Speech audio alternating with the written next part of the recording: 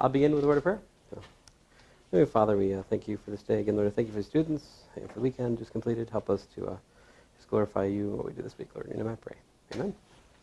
All right, so first things first, I will remind you we defined the adjoint of a linear transformation from V to V, where this V was a finite dimensional inner product space, right? In particular, I said for beta V1, V2, Vn orthonormal, we define T star of y equal to the sum I equals 1 to n of the inner product of y with t of vi, vi. So that was the definition for the adjoint. We proved that that is basis independent despite its apparent dependence on the basis.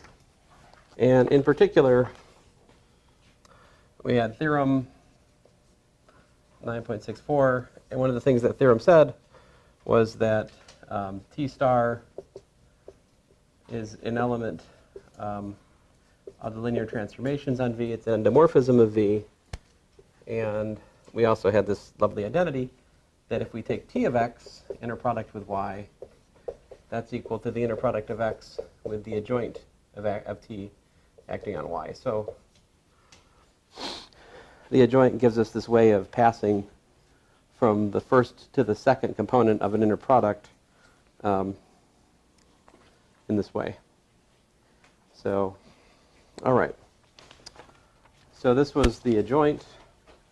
And then it has some very nice properties. Properties of the adjoint.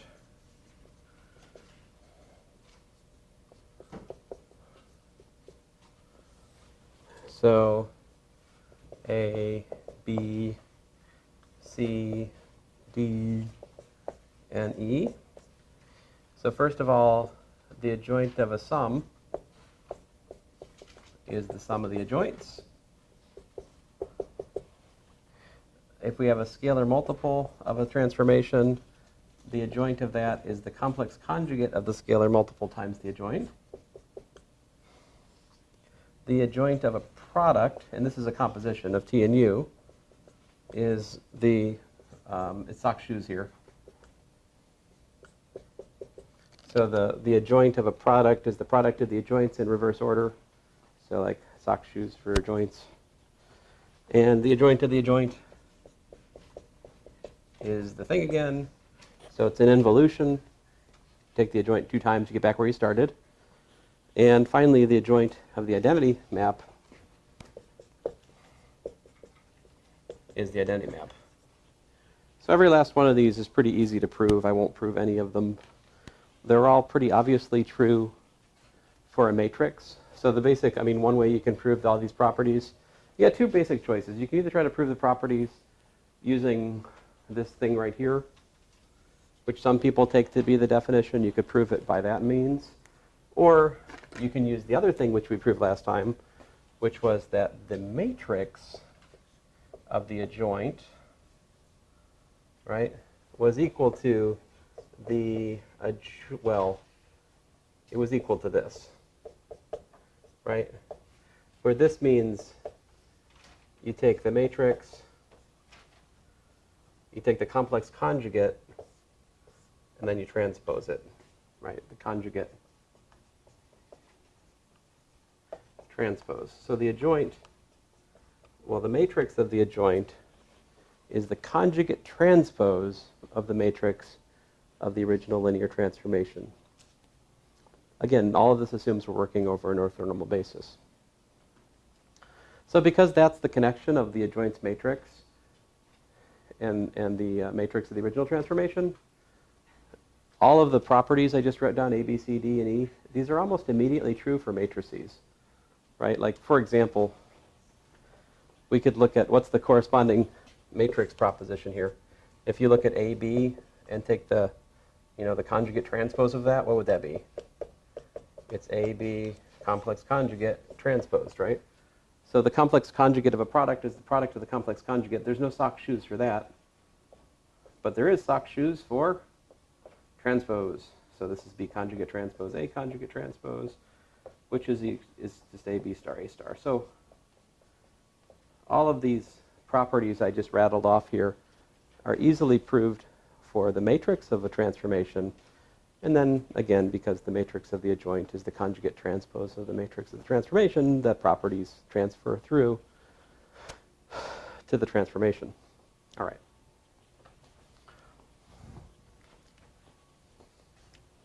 None of this is that exciting.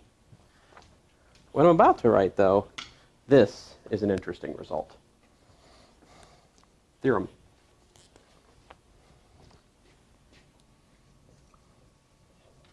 It's theorem 9.6.7.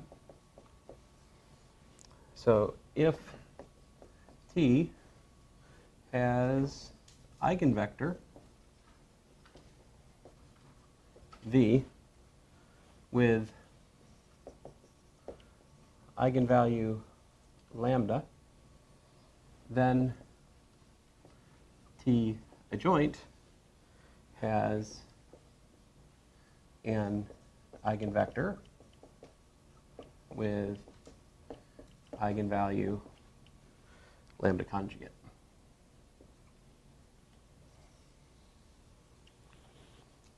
I did not say what that eigenvector was. Okay? We're saying that there exists one. So here's the proof.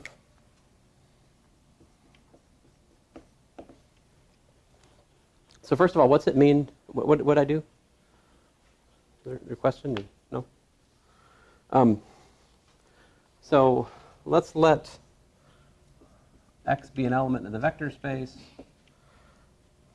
And note that we have T minus lambda times the identity acting on V equals to 0 by assumption, right? We're assuming V is an eigenvector with eigenvalue lambda, so we've got that. But what else can we do? We can notice that 0 is the inner product of 0 and X.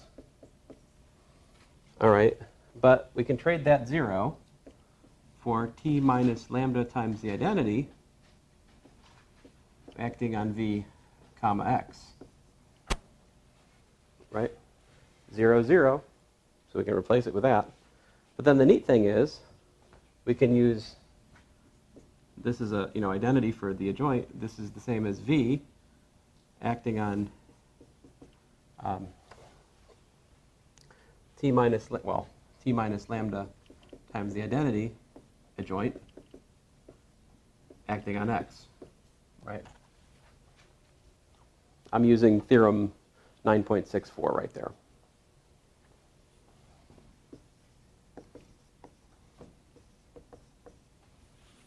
And I'm not using it on T. I'm using it on T minus lambda times the identity, which is, by the way, a linear transformation, because it's a sum of linear transformations. Anyway, well, I hope you can agree with me that T minus lambda times the identity is, in fact, a linear transformation, right? But then, by the properties of the adjoint, see what that is what? We've got V comma T adjoint minus, lambda conjugate, the adjoint star, right, acting on X.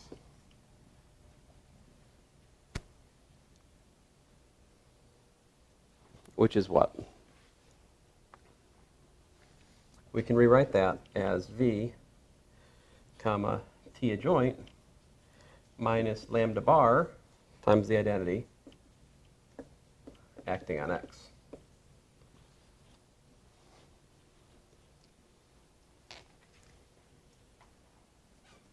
So what does this show? I mean, this is equal to 0, right? By construction, that's 0.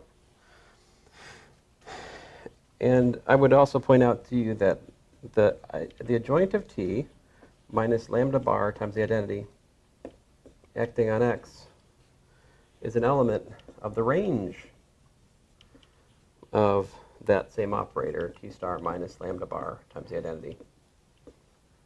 Right?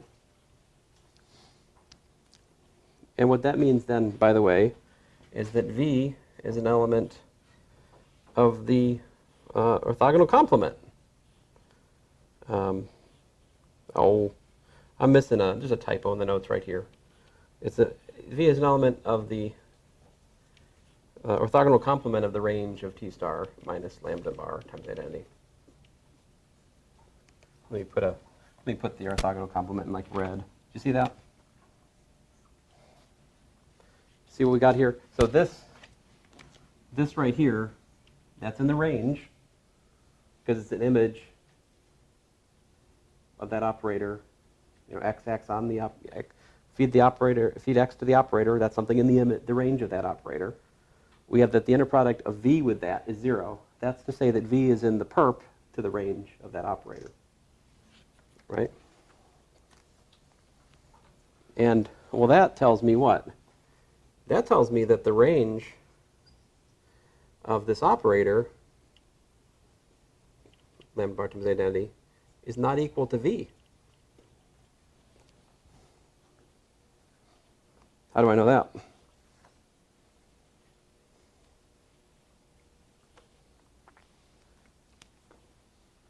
Remember the theorem we have? Remember the theorem? What's the theorem say? The theorem says that the range of t star, so much to write, lambda bar times the identity, direct sum, the perp to the range, right? I should have given a name to this stupid thing long ago. That's equal to v. Right? The perp to the range is complementary to the range. So if there's something in the perp, that means not everything's in the range. Which is to say that this mapping, t star minus lambda bar times the identity, is not surjective. Right?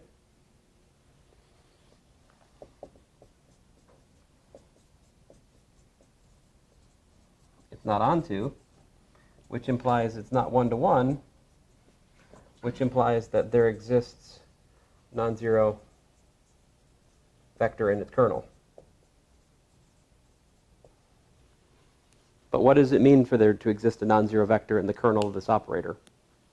That's exactly what we need for the adjoint to have an eigenvector with eigenvalue lambda bar.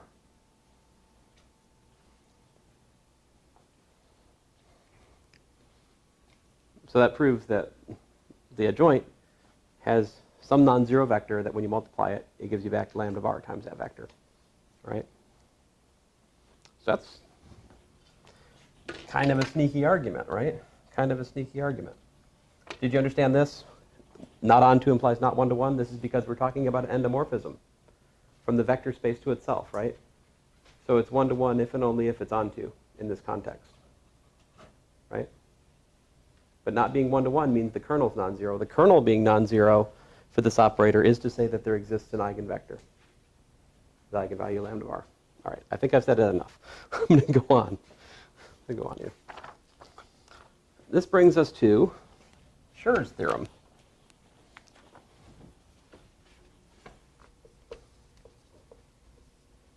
So it's theorem 9.68. Schur's theorem. Here's what Schur's theorem says. It says let V be a finite dimensional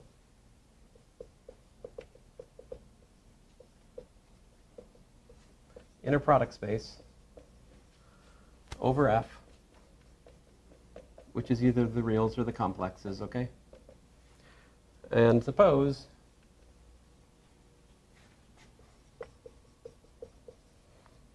that T is a linear transformation from V to V with P of X equal to the determinant of T minus X times identity, as usual, factoring into linear factors. All right? over the field. Then there exists orthonormal basis beta for which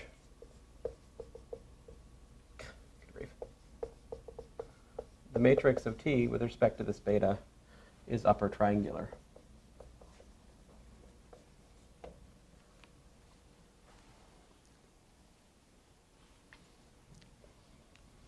So it's probably helpful for me before I start into the proof to just expand on what we mean by upper triangular, right? So what's this upper triangularity?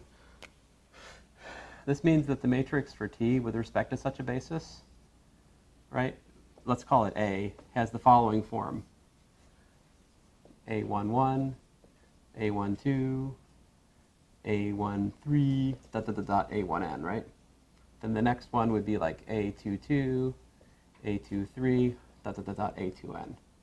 And so forth and so on until we get down to ANN. I guess right above would be AN minus 1, N, NA, N minus 1. Ah, cramping my style. AN minus 1. Why did I write this? I don't know why I wrote this. Gah! Anyway, Okay. And then down here, zeros. Right? Upper triangular. This is what we mean by upper triangular matrix. Zeros below the diagonal. All right, so we want to prove the Schur's theorem. And the proof is actually kind of an interesting proof. Maybe it's one that you haven't seen before. The proof is on dimension, on the induction of dimension. So we're going to prove this. We're going to assume, basically the statement that we're trying to do induction on is that this theorem is true. We'll use strong induction, actually. I don't know. We're going to assume that the theorem is true for vector spaces up to dimension n. So suppose you have any linear transformation from a vector space of dimension n to dimension n, such that the characteristic polynomial, which is this p of x, is split. This condition that it factors into linear factors, this means quote-unquote split. All right, that's split. So suppose that the characteristic polynomial is split, then there exists an orthonormal basis for that n-dimensional space in which the matrix for the linear transformation is upper triangular. That's the induction hypothesis. Right? So I guess to start with, we need to do n equals to 1, just to make sure the base case is true. What does this look like for n equals to 1? From a one-dimensional space to a one-dimensional space, there's like nothing to prove. The matrix is 1 by 1. It's upper triangular because it's just stupid. So, all right, so the n equals 1 case is just true. So what we want to do is suppose inductively it's true for n.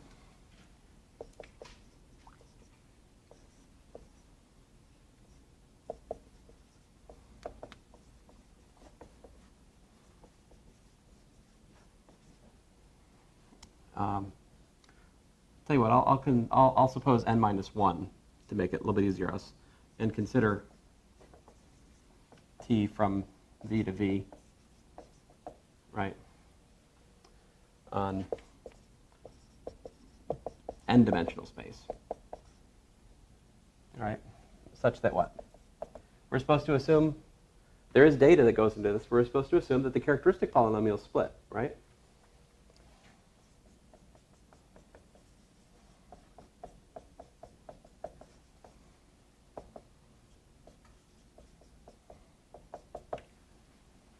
Now, what's that mean? Well, that means it has an eigenvector. I mean, it has eigenvalues, right? So to say this is split is to say that p of x is equal to something like, lambda 1 minus x, lambda 2 minus x, lambda n minus x, where lambda 1, lambda 2, lambda n are in the field. I mean, that is what that means to say it's split. But anyway, we don't actually need all that for this proof. All we really need is that there exists an eigenvector. There exists an eigenvector for t. Okay, so we're going to pick on that one eigenvector. What let's see here. So we'll call that eigenvector x. So there exists x not equal to 0 in V, such that, you know, t of x equal to, let's say, lambda x, right? And let W equal to the span of x. Okay, so we're going to look at that. That's a one-dimensional space, right?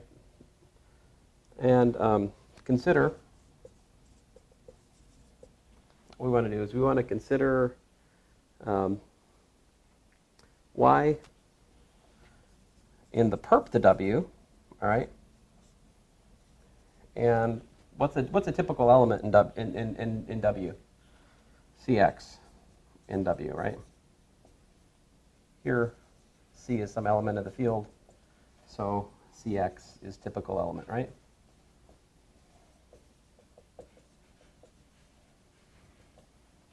You guys with me?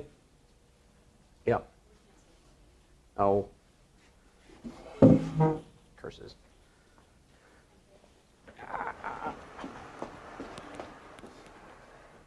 have to be careful. I don't know my own power, as you know. All right, now we can see it. We're good. Well, I'm not sure we're good or not, but at least we can see the board. Let's see here. So, okay, then what? My goal at the moment, guys, is to show that the perp to W is a T invariant space. So let's see here. So what I want to do is I want to look at y with, oh, I'm sorry, idiot. Ooh, look at that. T of y with Cx.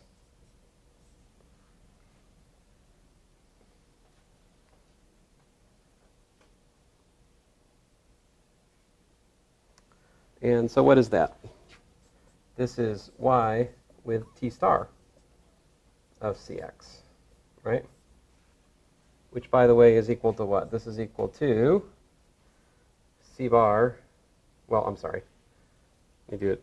So what we got here? We got y, comma, C bar, lambda bar, right, of x. How did I know that? Remember, if lambda is an eigenvalue for t, then lambda bar is an eigenvalue. Oh man, I can't say that. I'm sorry, guys.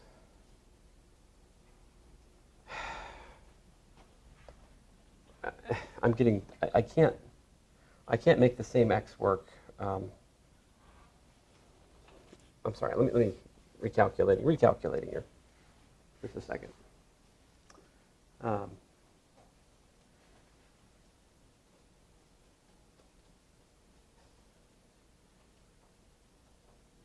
Aw.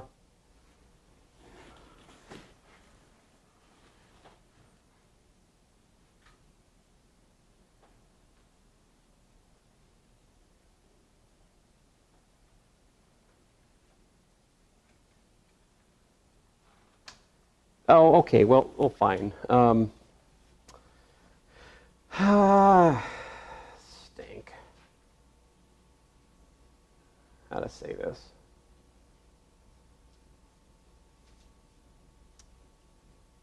Curses.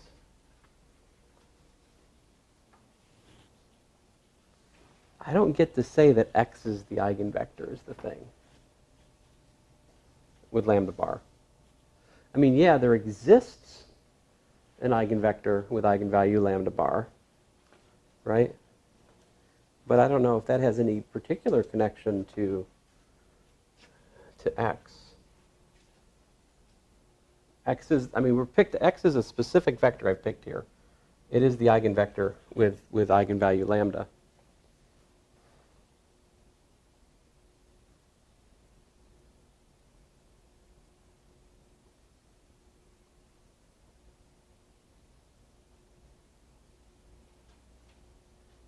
Okay, so maybe this is why I had to pick. Okay, now I understand. So this is sneaky. So what I need to do, I thought there was a typo in my notes, but the typo's in my mind. So you notice I can just as well label one of these complex conjugate lambda 1, right? Then that means that I can pick x to be the eigenvector with eigenvalue lambda bar, or lambda 1 bar. I'll just stick with lambda bar, all right? And then I can let w equal span of x and pick y, just like everything like I did, right? And let's see here. Then I can do curses.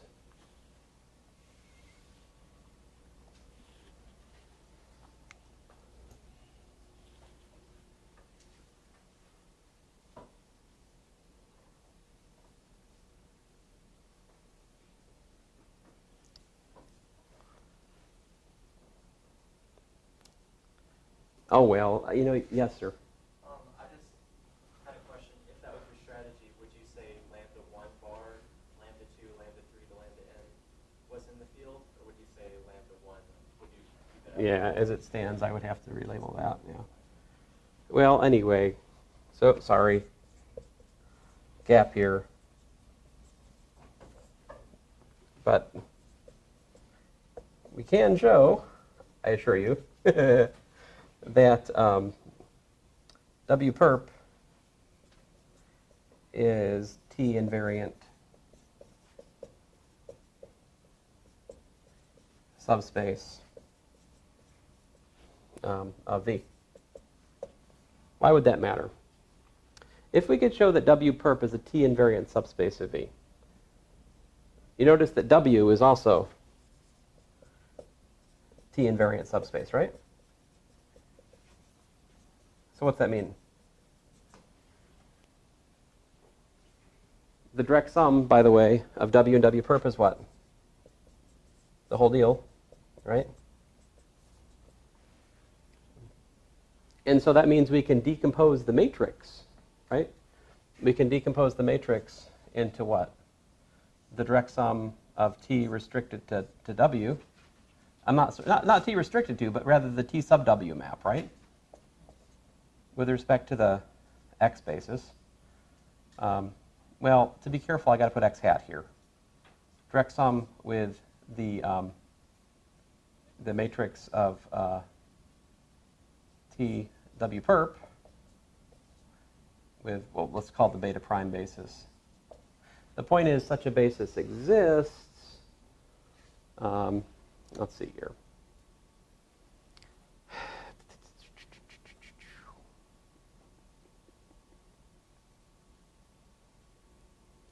Well, anyway, there's some gap here, but the point is, if you could prove that the W perp is T invariant, then you would have that the matrix is the direct sum of these two pieces, right? And if you look at TW perp, what is it?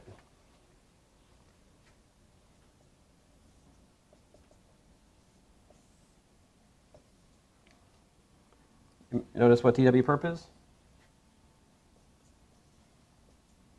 It's a mapping from an n-1 to an n-1 dimensional vector space, right? So by the induction hypothesis, that's upper triangular. That's the point, is you want to pick at one eigenvector, use this last theorem properly, and I'm some detail is escaping me at the moment. It may be something really stupid, it's just right in front of us, I just don't see it. But anyway, once you can see that, you have the T invariance of the perp. Well, that's an n-1 dimensional space, so you can apply the induction hypothesis on it. You get upper triangularity on here, right? But if you take the direct sum, and of course this is 0 and 0 because by T invariance, right? And so there you go. That's an upper triangular matrix for T, and that proves the induction hypothesis n-1 implies n. And that's Schur's theorem. Though I surely haven't proven it today. It was all worth it for that. Okay, not really. I'm sorry. Let me move on. Sad. Both parts of that were sad. All right, anyway, definition. I'm pretty sure we won't get stuck on what follows. Definition, let V be an inner product space and T, as usual, a linear transformation from V to V. Then T is normal if and only if T star is equal to T star T. Likewise, trying to draw L and K at the same time didn't work. Likewise, A in Fn by n is normal if and only if AA star is equal to A star A. Right? And here, of course, F is either equal to the reals or the complexes for our discussion. So this is what it means to have a normal transformation. All right, great. So what are examples of normal transformations? How about if A transpose is equal to plus or minus A? In other words, A is either symmetric or antisymmetric. We can pretty easily prove that those are normal. Here A is in Rn by n. So A is equal to a conjugate transpose is just transpose. Right? Because in the real case, we have that A bar is just equal to A. Okay? Complex conjugation, real numbers, kind of boring. But the point here is if we calculate A star A, what do we got? We've got ourselves A transpose A, which by the way is plus or minus AA. On the other hand, AA star is also equal to A transpose, which by the way is A times plus or minus A. And these are equal, because you can pull out the plus or minus 1. So a symmetric or an antisymmetric matrix is normal. Another example of a normal matrix would be an orthogonal matrix or a unitary matrix if we have R transpose R equals to I, or how'd it go? U star U equal to I. So this is orthogonal.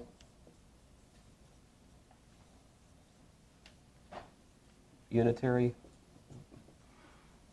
I believe both of these are normal.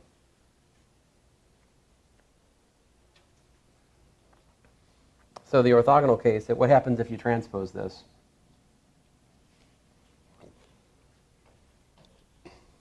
Does anything happen? I don't know. Well, anyway, this also implies what? That what's our R transpose equal to?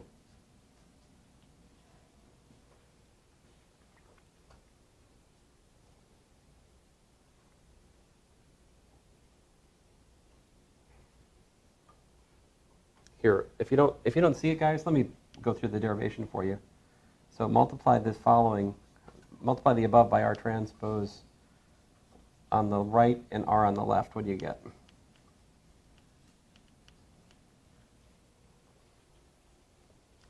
you see what happens there?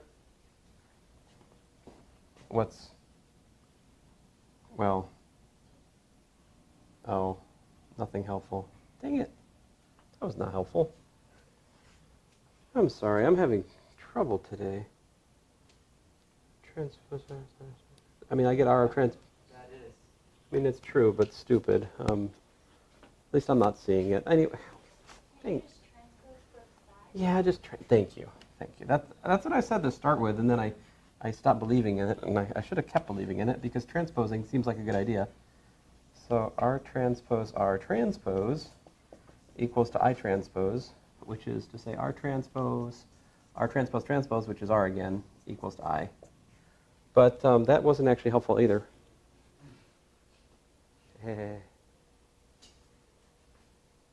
Yeah.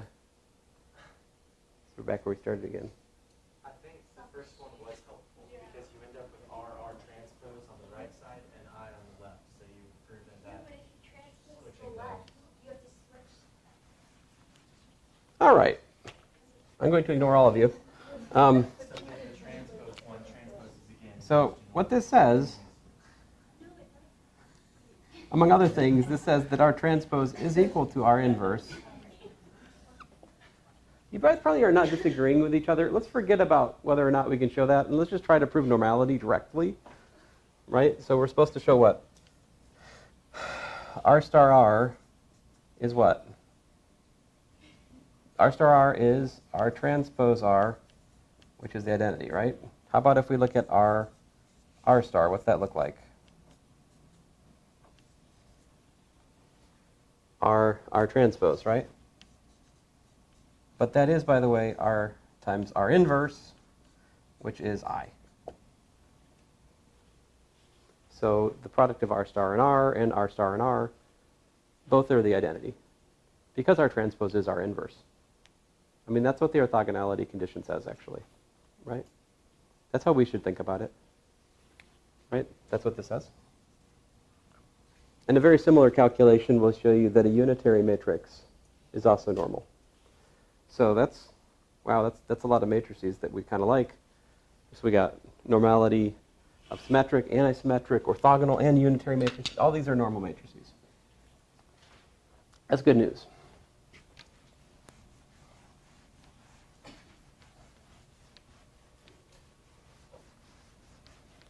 What's even better news is that normal transformations have really nice properties.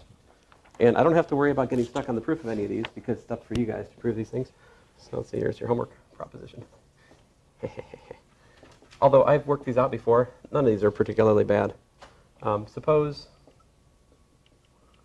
T is normal. Then A, we have that the norm of T of X is equal to the norm of the adjoint of T acting on X. We have that T minus C times the identity is normal. We have, now here is where we get the thing I was assuming. I mean, if we had, like my proof actually would have worked if I knew T was normal. See? Because what I wanted to write was that T of X equal to lambda X implies, so I think my notes are currently in error because I'm assuming normality where I didn't actually have it. But normality actually gives me not just that lambda is an eigenvalue, implies lambda bar is an eigenvalue. It gives me, in fact, that I can use same X.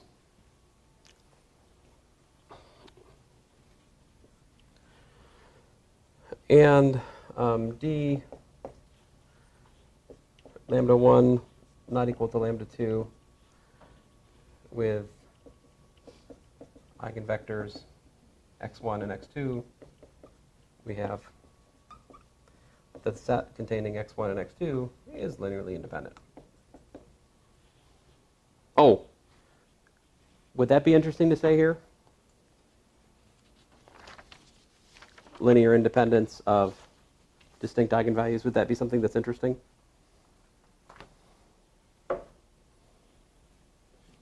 No, we know that already.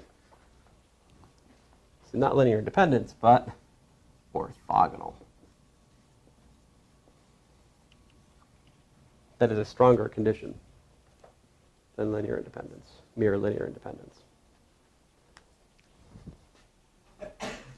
Okay, so I'm going to use the projector at this point because I want to make sure that I actually get the statement of it up on the board and talk about it with you guys. If I hadn't messed up the proof, maybe we'd have gotten through all of it. I don't know. I'm sorry. But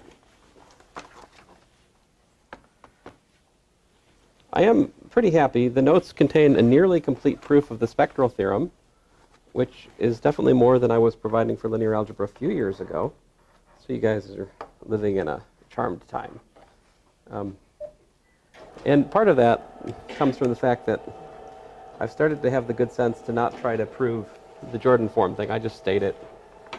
I mean, you kind of have a choice. You can either prove the Jordan form, or you could prove the spectral theorem. You definitely can't do both. So I choose to describe the Jordan form as best as I can. I don't really attempt to prove that it exists. But I think we can understand a proof of the spectral theorem with these things. That's what I'm working on here. And anyway, once the proof is done, then we get to use it, and that actually is much easier.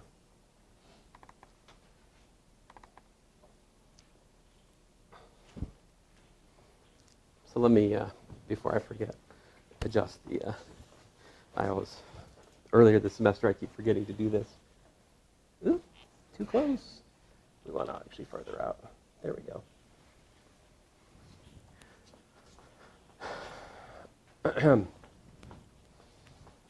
So I hate that we got stuck on that, because I think otherwise you really could appreciate, once you do this homework to prove these little bit, everything here is pretty straightforward. It's really enjoyable homework.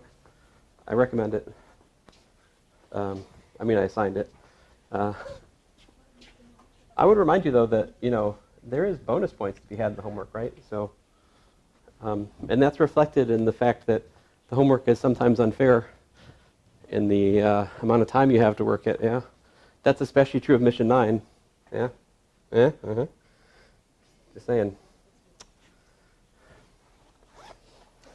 Which, of course, is where these problems are. But in any event, here is the spectral theorem, and the complex case is the following. Normal operators are orthonormally diagonalizable over the complexes. Let T be a linear transformation on a finite dimensional complex inner product space V, then T is normal if and only if there exists an orthonormal eigenbasis for T. So if we have a normal transformation, then the fundamental theorem of algebra provides the characteristic polynomial split. Why? Because any nth order complex equation is split over the complex numbers. This is algebraically closed complex numbers, right? Any complex polynomial factors into products of linear factors. This is the fact that the complex numbers are algebraically closed. So that's for free from the fact that working on C, characteristic polynomial split, we apply Schur's theorem to obtain a basis for which this is upper triangular.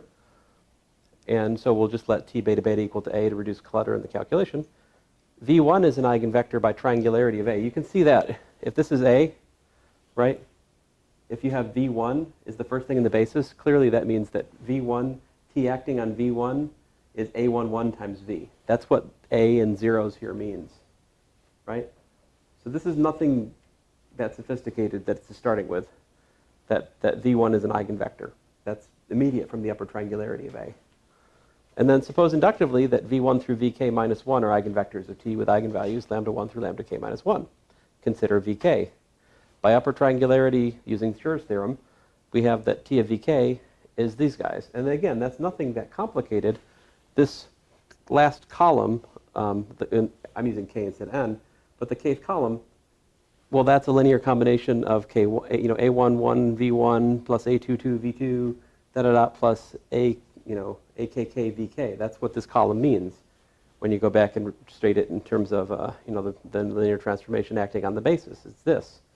But remember that we can calculate this. So ajk, by the things we worked out in the previous class, right?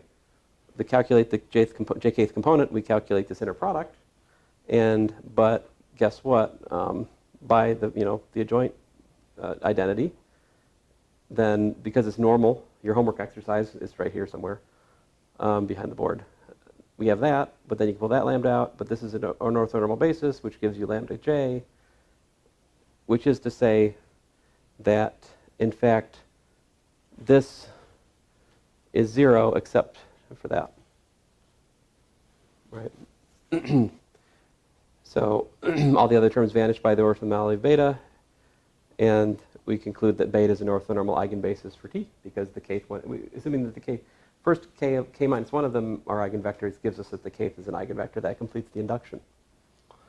And conversely, if you have beta as an orthonormal eigenbasis, that means that this is diagonal and it's easy to calculate that d star is equal to d star d for a diagonal matrix, and consequently the transformation is normal. So normality if and only if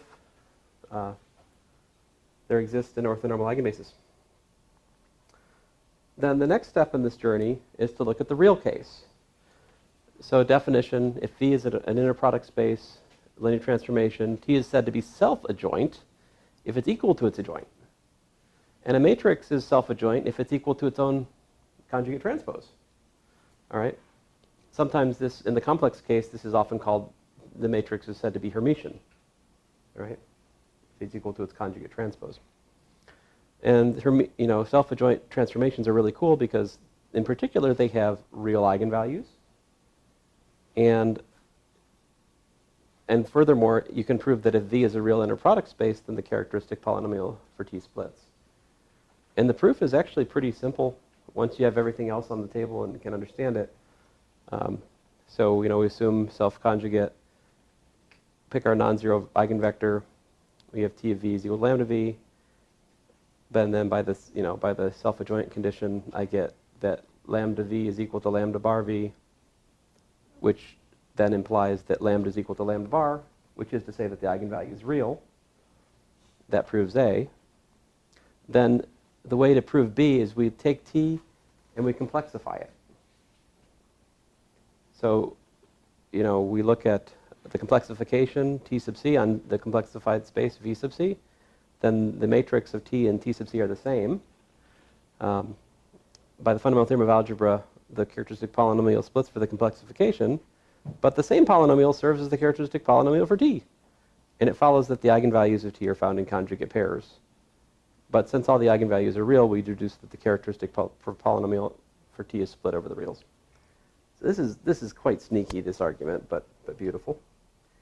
And it leads us to, finally, the thing I really want you to make sure you know for the final, and just, if there's anything you leave this course knowing, this is one of those things I'd like you to know, which is that if we have a linear transformation on a finite dimensional real inner product space V, then T is self-adjoint if and only if there exists an orthonormal eigenbasis for T. Actually, that's not true. This isn't really what I want you to know. I really want you to know this down here. There exists an orthogonal matrix P such that P transpose AP is diagonal if and only if A is symmetric. What this theorem says is what I claimed at the start of this whole discussion, which is that a matrix is orthogonally diagonalizable if and only if it's symmetric in the real case. This is a corollary to that. You just look at the corresponding matrix to such a transformation. And if you look through this, basically what the proof is that on the one hand you have an upper triangular matrix, but on the other hand you have the transpose is also upper triangular, I think. So how can a matrix and its transpose both be upper triangular? You have A and you have A transpose are both upper triangular. What's it say about A? It's what? It's diagonal. Yeah, that's actually basically the nuts and bolts of this proof. So, now, finally, I've got a homework problem which is based on this example. And this leads us to the big theorem, the spectral theorem. The spectral theorem states the following. If you have a linear transformation with distinct eigenvalues, lambda 1 through lambda k, and you either have normality, or in the complex case, or self-adjoint in the real case, and if you define your eigenspaces as usual, then you can break the vector space into a direct sum of the eigenspaces, and these eigenspaces are like orthogonal complements. If you take a particular eigenvalue and look at its eigenspace, the perp to that is just everything else. And that's true for every component. And what that means is that you can take T and you can rip it apart into a sum of pieces, projections onto each eigenspace like this. So I can show you, I'll show you next time how we can, so what I like to use this theorem in reverse. If I want to come up with an example, right, of a matrix which has a particular set of eigenvalues, you know what I do? I find an orthonormal basis, And I actually build this formula in reverse. So I'll start next class by showing that to you, and we'll go from there. But anyway, I'm sorry I have not done quite justice to this proof, but I think we should go on because me doing these proofs in gory detail will not help you with your homework as it happens, right? So we should go on. But anyway, thanks, guys.